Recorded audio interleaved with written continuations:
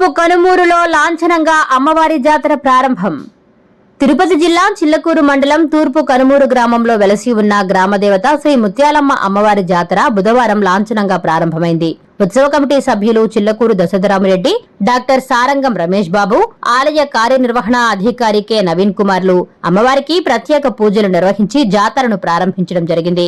ఆలయ committee chairman Siddha Reddy, ఇంద్రసేనమ్మ అమ్మవారిని దర్శించి ప్రత్యేక పూజలు నిర్వహించారు. గూడూరు డీఎస్పీ గీతాకుమారి జాతర సందర్భంగా ఏర్పాట్లను పర్యవేక్షించారు.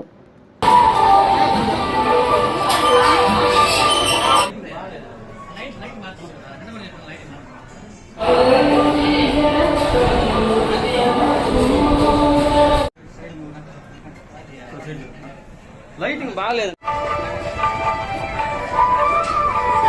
న్యూస్ ఇది.